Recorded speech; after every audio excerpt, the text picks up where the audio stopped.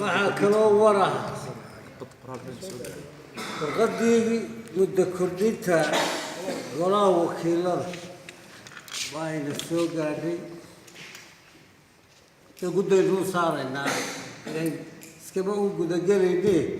guddi derista oo tale inagu biirisay inuu saaray waa kuma kaas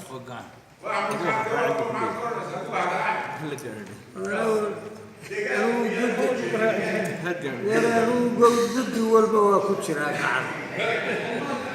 lagu taageeri maaye waayahay guddida beritaannu magacyadooda idiin sheegay